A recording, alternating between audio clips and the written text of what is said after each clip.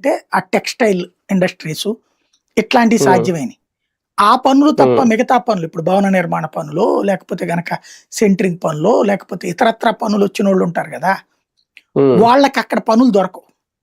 అవును. ఎందుకంటే నిరంతరం రియల్ ఎస్టేట్ అంటే ఒక దేశం యాక్టివిటీ సీరియస్‌గా నడుస్తుంటే రకరకాల వ్యాపారాలుంటాయి. వ్యవసాయమా, ఉమ్, ఉమ్, పరిశ్రమలా ఇట్లాంటియి. అక్కడ ఉండేటటువంటి ఈ పాకిస్తాన్‌కి మీరు చూస్తే ముస్లిం దేశాల్లో పరిశ్రమలుండవు ఎక్కువ. ఉమ్, పాకిస్తాన్‌లోనూ తక్కువే. బంగ్లాదేశ్‌లోనూ తక్కువే. అవును. ఆఫ్ఘనిస్తాన్‌లో అసలు లేనే లేవు. ఉమ్, అట్లాగే మీరు అరబ్ దేశాల్లో ఏం పరిశ్రమలున్నాయి? ఏమీ లేవు. ఉమ్, ఎందుకని? ఉమ్, పరిశ్రమ అంటే ఒక క్రమశిక్షణ సిస్టమ్ నడవాలా. ఉమ్, టైంకి పని చేయటం, ఆ పని చేసిన తర్వాత తగినటువంటి విధంగా జీతం తీసుకోవడం, కుటుంబము, వ్యవస్థ ఇది. ఉమ్, కానీ ఆ ప్రాంతాల్లో అలాగా నియమబద్ధంగా పనిచేయడానికి ఆళ్ళు సిద్ధపడట్ల.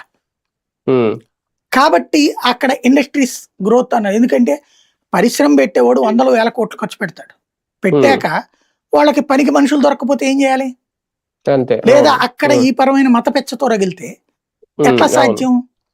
ఉమ్, కాబట్టి అక్కడ ఇన్వెస్ట్‌మెంట్స్ రావు. ఓకే. దాంతో ఉమ్, భారతదేశంలో పనులకొచ్చేస్తున్నారు వాళ్ళు.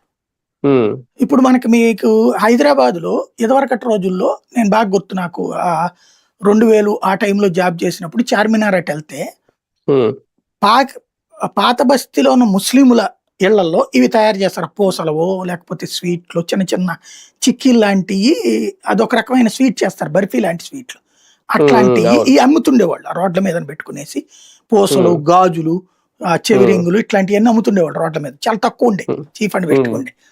ఉమ్, అట్లాగా అలా అమ్మేటటువంటోళ్ళందరూ గూడా పిల్లలు. ఉమ్. స్కూల్ నుంచొచ్చాక అక్కడ అమ్మేవాళ్ళు. కాలేజీ హ్మ్. నుంచొచ్చాక అక్కడ